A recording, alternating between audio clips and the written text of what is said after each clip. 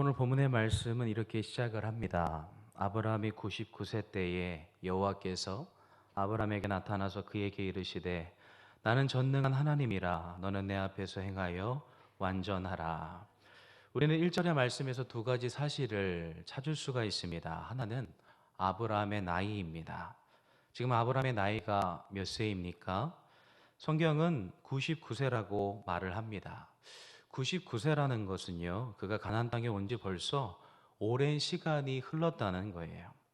그가 75세 때 이곳에 왔으니까 벌써 24년이라는 시간이 지나간 것입니다.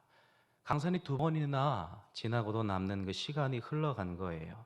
이것이 우리가 찾을 수 있는 한 가지 사실이고요. 다른 하나는 이어지는 말씀에서 확인할 수 있는 것처럼 여호와 하나님께서 아브라함에게 나타나셨다라는 거예요. 우리는 이것이 중요한 것인가라고 생각할 수 있지만 대단히 중요한 표현입니다. 왜냐하면 이전까지 하나님께서 오랫동안 자신을 숨기셨기 때문에 그런 거예요. 이전의 말씀을 잠시 살펴볼 필요가 있는데요. 15장을 보게 되면 하나님이 아브라함을 찾아오시고 두려워하던 그에게 내가 너의 방패이고 너의 큰 상급이라고 위로하시는 장면을 볼 수가 있습니다. 그리고 그와 새롭게 언약을 맺으시면서 내가 너에게 한 그 약속을 반드시 이룰 것이라는 사실을 확증시켜 주셨어요. 이때가 아브라함의 나이가 몇 세인지 정확하게 알 수는 없지만 그 다음 장의 16장을 보게 되면 우리는 그 힌트를 얻을 수가 있습니다. 16장 16절을 보면 이렇게 기록하고 있습니다. 하갈이 아브라함에게 이스마엘을 낳을 때에 아브라함이 86세였더라. 무엇을 말씀하고 있습니까? 아브라함이 자신의 아내인 사레가 자녀를 낳지 못하자 사레의 여종인 하갈을 통해 이스마엘을 낳았다라는 거예요. 그리고 그때 아브라함의 나이가 86세라고 말을 합니다. 그리고 오늘 본문인 17장이 시작을 하고 있는데 글쎄 아브라함의 나이가 99세라고 말을 하고 있는 거예요. 그러니까 그 사이의 간격이 무려 몇 년입니까? 몇 년 정도 되는 거죠? 13년 동안 하나님께서 자신을 숨기셨다라는 거예요. 아브라함에게 자신을 나타내지 않으셨습니다.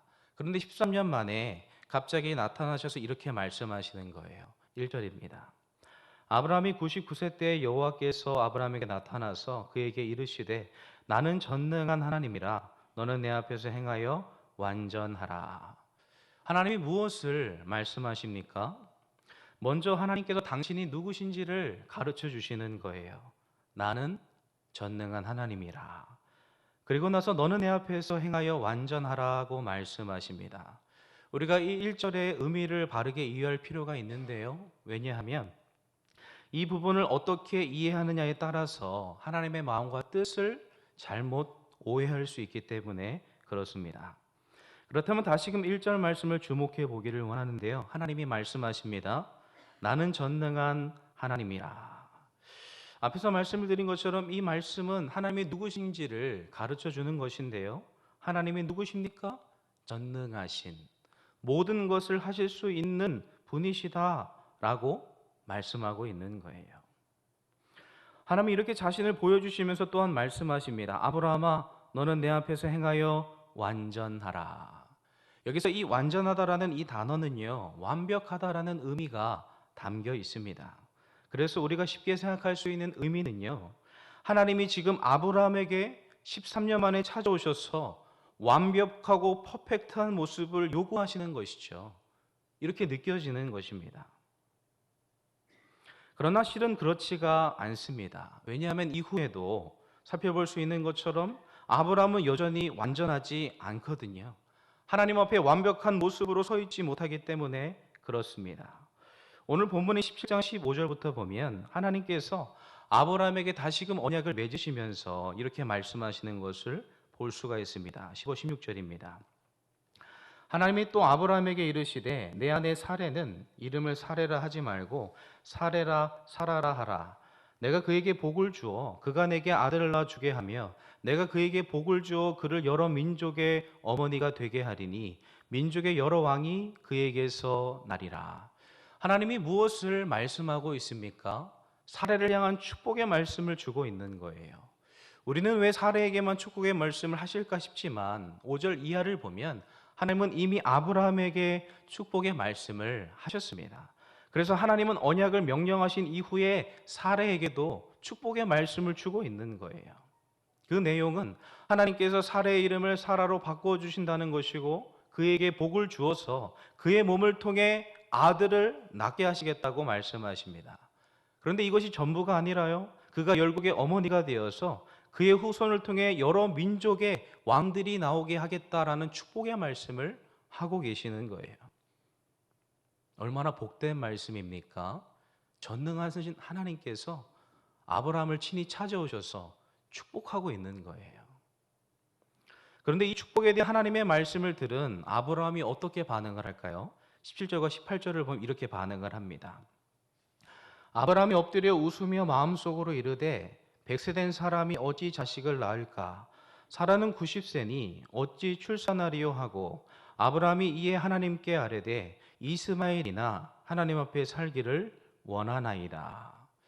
우리는 축복의 말씀을 들은 아브라함의 반응을 두 가지로 볼 수가 있습니다. 하나는 그의 마음속에서 일어났는데요, 지금 17절을 보니까 아브라함은 지금 자신에게 말씀하시는 하나님 앞에서 엎드려 있다라는 것을 알 수가 있는 거예요. 그러니까 지금 아브라함은 하나님 앞에 엎드려서 경외하는 마음을 자신의 태도로 보여주고 있는 것처럼 보여집니다.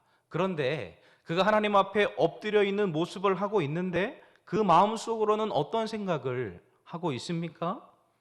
어떻게 100세 된 사람이 자식을 낳을 수 있냐면서 하나님의 말씀을 마음속으로 비우고 있는 거예요. 지금 자신 앞에서 전능하신 하나님이 축복의 말씀을 주고 있는데 한낱 사람이 그 하나님 앞에 엎드려서 마음속으로 자신에게 말씀하시는 하나님의 그 약속의 말씀을 비우고 있는 것이죠. 지금 아브라함은 아들은 고사하고 딸도 낳을 수 없을 것이라는 하나님에 대한 깊은 불신을 가지고 하나님의 말씀을 대하고 있는 거예요. 그리고 이런 마음에서 시작된 하나님에 대한 불신과 비웃음이 그의 입을 통해 흘러나옵니다. 그는 하나님께 이렇게 말하는 거예요. 하나님, 이스마엘이나 하나님 앞에 살기를 원하나이다. 이 말이 무슨 말입니까? 하나님, 제발 좀 불가능한 이야기 좀 그만하시고요, 현실적인 이야기를 좀 합시다. 저는 그런 아들 필요 없고요, 지금 제게 있는 이스마엘이나 하나님이 주시는 약속의 자녀로 생각하고 키우겠습니다 라고 감히 유한한 인간이 무한하신 하나님께 이야기하고 있는 거예요. 사랑하는 성도 여러분, 우리가 아브라함의 마음과 그가 하는 말을 통해 무엇을 알 수가 있겠습니까? 무엇을 알 수 있을까요?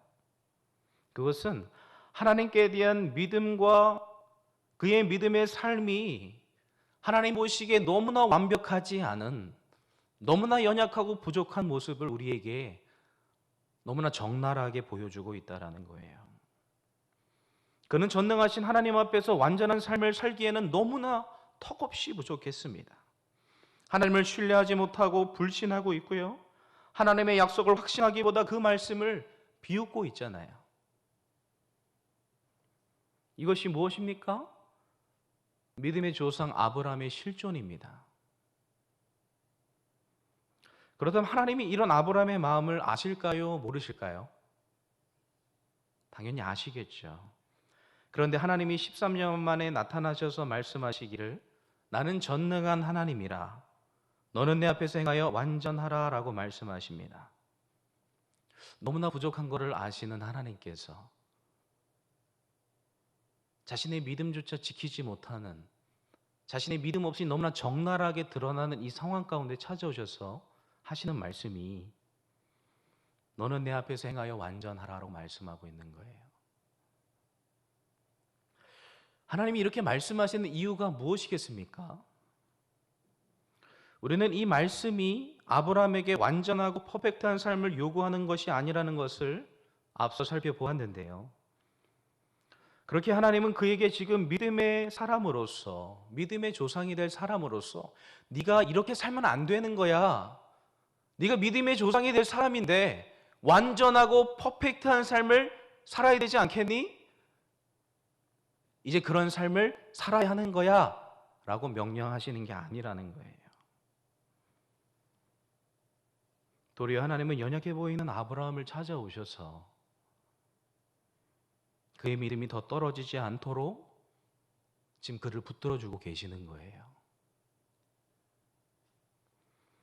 우리는 이런 하나님의 마음을 더 깊이 이해하기 위해서 전장의 16장의 말씀을 잠시 볼 필요가 있는데요. 16장의 말씀을 보게 되면 아브라함과 사레가 중요한 결정을 하게 됩니다. 그것은 아내인 사레가 하나님이 약속하신 아이를 출산하지 못하자 인간적인 방법을 고안해냅니다.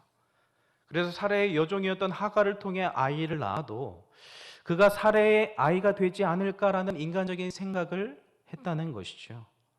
하나님도 어쩔 수 없다고 생각할 거야. 아마도 이렇게라도 약속의 자녀를 얻는 것이 하나님의 뜻이라고, 하나님을 기쁘시게 하는 일이라고 스스로 합리화를 시켰던 것 같아요.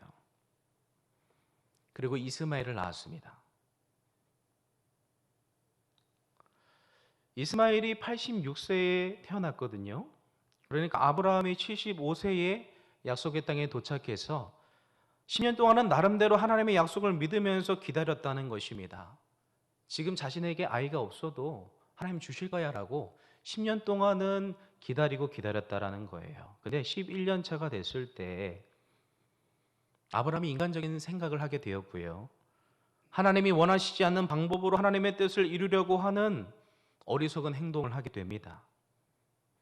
하나님은 이것이 하나님을 기쁘시게 하는 일이라고 생각을 했지만 그 후에 하나님은 무려 13년 동안 아브라함을 찾아오지 않으셨어요. 그의 삶 속에서 자신의 얼굴을 숨기셨습니다. 그리고 13년 동안 하나님 없이 생활하면서 아브라함의 믿음은 이미 바닥까지 내려와 있었다는 거예요.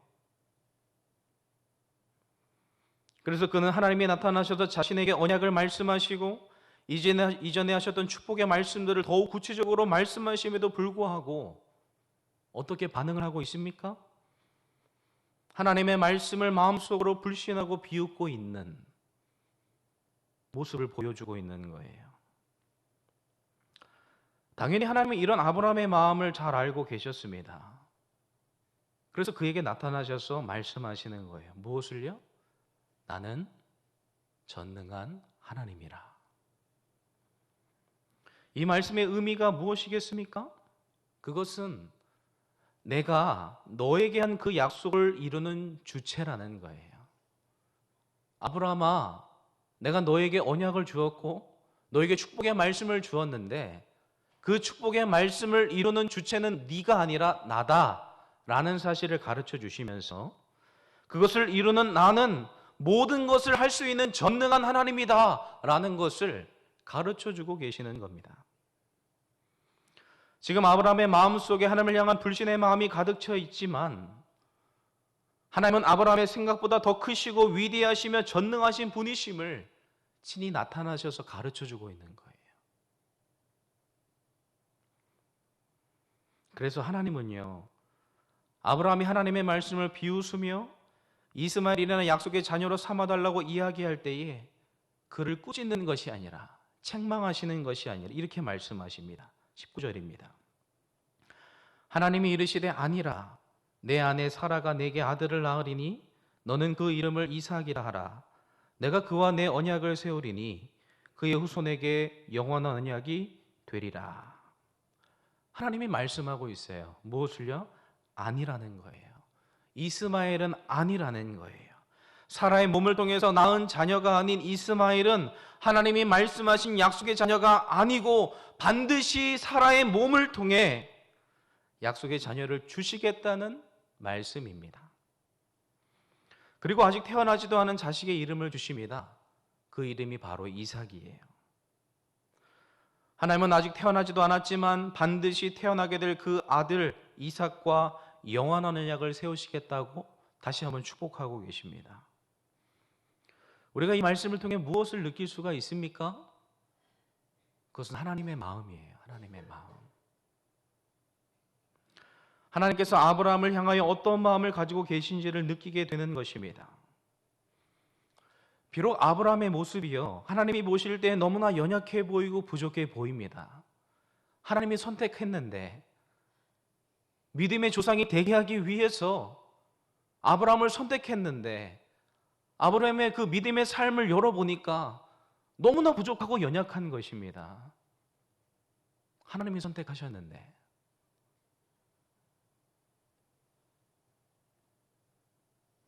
하나님이 기대하신 모습과 다르게 보일 수도 있겠죠. 그러나 하나님은요, 당신이 택한 사람, 당신이 믿음의 조상으로 세우시려는 아브라함을 이전과 똑같은 마음으로 바라보고 있는 거예요. 그의 연약함을 불쌍히 여기시고 그에게 은혜를 베풀어 주십니다.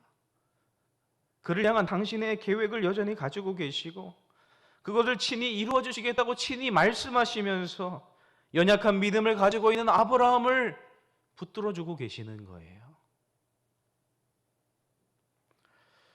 사랑하는 성도 여러분, 오늘 본문에 아브라함에게 나타나시고 그에게 말씀하시는 하나님이 누구십니까?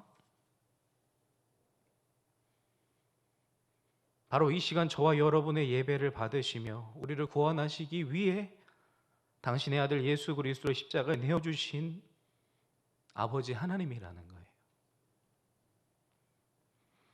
그리고 아브라함의 모습은 바로 저와 여러분의 모습입니다. 우리는 가끔씩 우리 자신이 좀 괜찮다고 느껴질 때가 있을 수 있습니다. 그러나 하나님 앞에서 바라볼 때에 저와 여러분의 모습이 너무나 부족하고 연약하다는 것이죠. 하나님 앞에 나아갈수록 우리의 것을 자랑할 수도 고백하기도 어려운 죄인들이라는 거예요. 그런데 하나님은 연약하고 부족한 우리들을 늘 쓰러지고 넘어지는 저와 여러분을 같은 눈과 같은 마음으로 바라보고 계십니다. 어떤 마음으로 바라보실까요? 우리가 잘 알고 있는 이사야서의 말씀을 보게 되면 이사야 선지자는 하나님의 마음이 어떠한지를 너무나 분명하게 이야기를 합니다.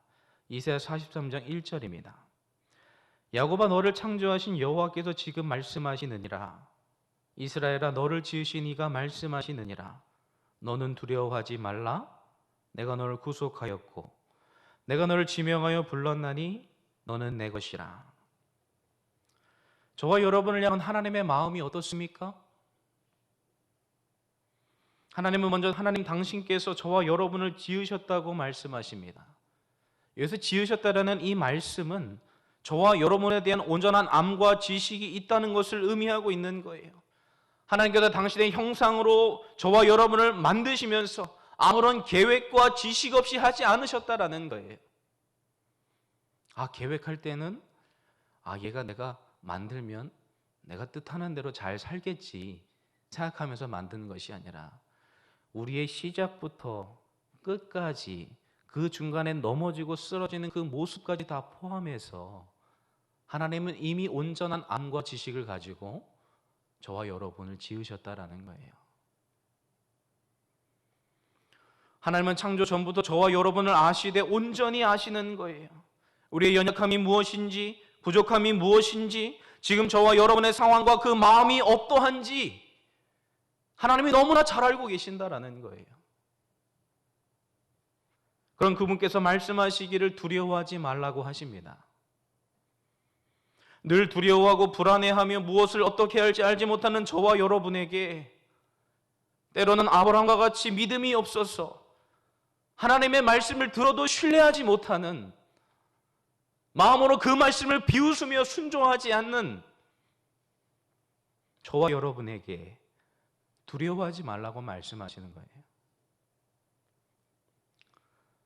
이렇게 말씀하시는 이유가 무엇이겠습니까?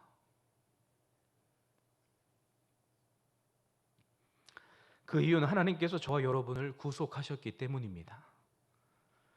저와 여러분을 당신의 자녀로 삼으시기 위해 당신의 아들 예수 그리스도를 십자가에 내어 주셨기 때문이라는 거예요.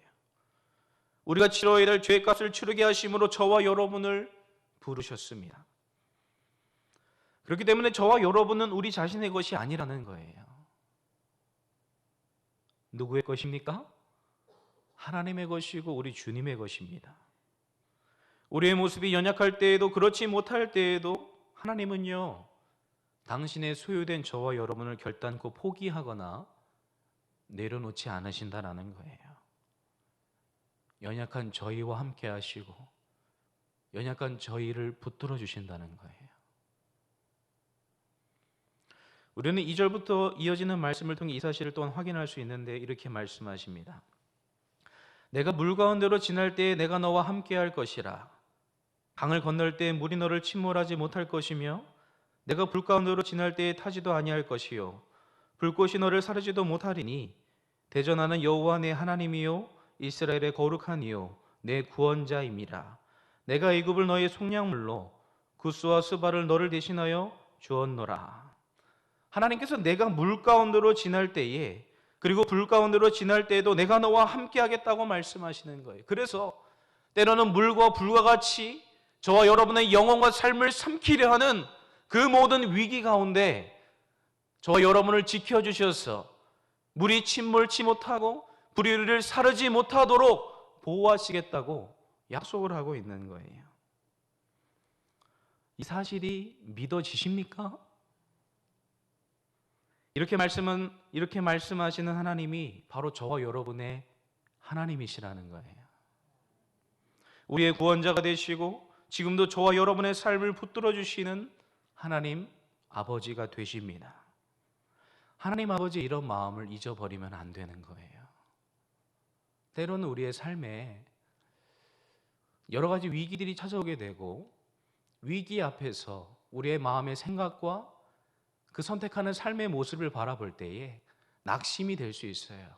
내가 믿음이 있는 줄 알았는데 이 정도밖에 못 사나? 이렇게 부족한데 하나님께서 그런 나를 사랑하실까? 하는 그 의심과 불신이 우리 마음에 찾아올 수 있거든요. 근데 중요한 건 뭐냐 하면 하나님께서 우리의 연약함을 아시면서 저와 여러분을 선택하시고 구원하시고 불러주셨다는 거예요. 이 사실을 놓치지 않는 것이 은혜이고 믿음인 줄로 믿습니다. 하나님 아버지의 마음을 잊지 말아야 하는 거예요. 그리고 그분께서 저와 여러분에게 무엇을 말씀하시는지를 마음에 새길 수 있어야 합니다. 오늘 본문 1절 말씀을 다시 한번 같이 읽기를 원하는데요. 같이 한번 읽겠습니다. 시작.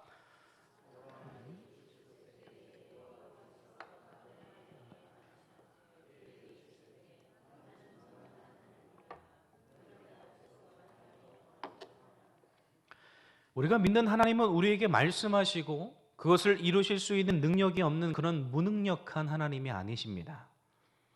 아브라함에게 자신이 누구인지를 가르쳐 주시는 것처럼 우리가 믿는 하나님은 전능하시다라는 거예요. 이 전능하시다라는 표현은 그냥 하나님이 좀 더 멋있게 보이기 위해서 붙인 하나의 표현이 아니라 정말 문자 그대로 모든 것을 할 수 있는 하나님이시라는 거예요.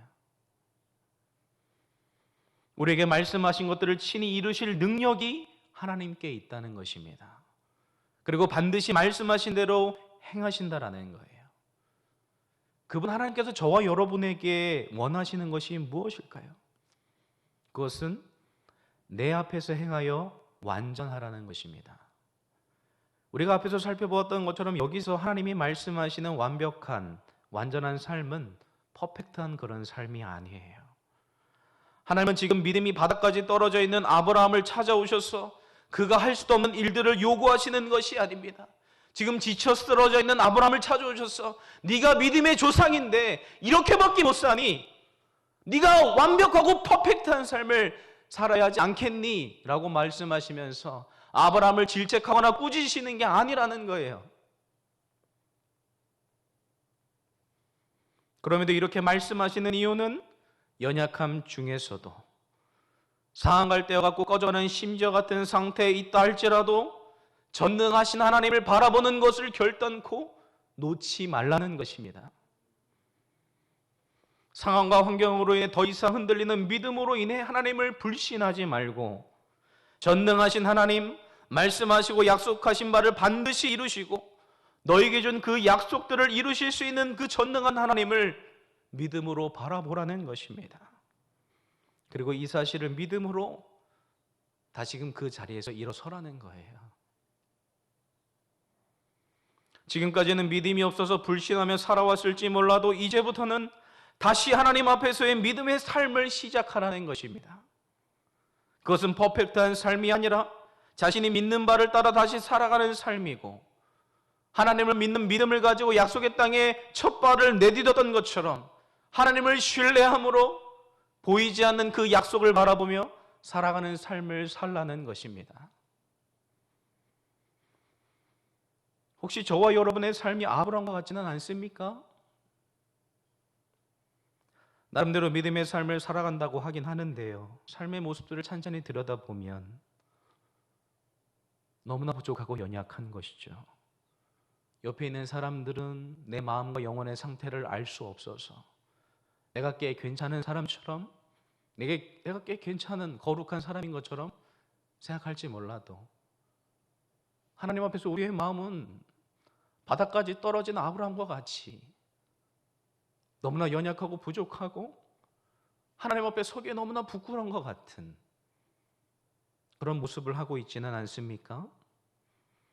다른 사람에게는 하나님의 말씀과 축복이 다 이루어지는 것 같은데 내 삶 속에는 하나님의 말씀이 하나도 이루어지지 않는 것 같은, 그래서 하나님의 말씀을 들어도 더 이상 그 말씀에 대한 감격과 기대가 없는, 말씀을 들어도 한 귀로 듣고 한 귀로 흘려버리게 되는, 아브라함처럼은 아니라 할지라도 하나님의 말씀을 신뢰하지 못하는, 그 말씀을 따라 살아가지 못하는, 인간적인 방법을 추구하게 되는 우리의 모습은 아닙니까? 지금 우리 하나님께서 그런 저와 여러분의 마음을 아신다고 말씀하시는 거예요. 그리고 믿음이 바닥까지 떨어진 아브라함을 찾아오셔서 다시금 말씀하시며 그의 믿음을 붙들어 주시고 다시금 믿음의 삶을 살아갈 수 있도록 은혜를 베풀어 주시는 것처럼 이 시간 저와 여러분에게 동일하게 말씀하시는 거예요. 중요한 건 무엇입니까? 이전까지는 하나님을 신뢰하지 못했다 할지라도 이제부터는 하나님을 신뢰해야 한다는 것입니다. 겉으로만 하나님을 신뢰하는 것처럼 표현하는 것이 아니라 내 마음의 중심으로부터 나를 구원하신 하나님, 나를 사랑하신 하나님, 지금까지 나의 삶을 인도하신 하나님을 믿음으로 바라보고 신뢰하고 그의 말씀을 따라 순종하는 삶을 다시금 시작해야 한다는 거예요. 그럼 나머지는 누가 해주신다는 것입니까? 내가 전능한 하나님이라고 말씀하고 있는 거예요. 너희가 하는 게 아니라는 거예요. 너희가 내 약속을 이루는 주체가 될 수 없다는 거예요. 하나님, 우리가 연약한 것을 너무나 잘 알고 계셔요. 연약한 우리들을 찾아오셔서 왜 그렇게밖에 못해라고 말씀하시는 하나님이 아니라 내가 너의 연약감을 안다. 근데 여전히 내가 너를 사랑한다. 내가 너를 통해 이루고자 하는 그 뜻을 내가 이룰 것이다. 너는 나만 온전히 바라보고 따라와라 라고 말씀하신다라는 거예요. 이 밤에 우리가 이 하나님의 마음을 깨닫게 되기를 주님의 이름으로 간절히 소원합니다. 그래서 낙심되는 그 삶의 자리에서 더 이상 상황을 바라보는 삶을 살지 마시고 믿음의 눈을 들어 살아계신 하나님을 주목하고 그분이 나의 아버지가 되시며 전능하신 분이심을 깨닫게 되어서 오늘부터 다시금 하나님의 말씀을 따라 순종하며 보이지 않는 믿음을 따라 살아가는 저와 여러분이 되기를 주님의 이름으로 간절히 소원합니다. 제가 잠깐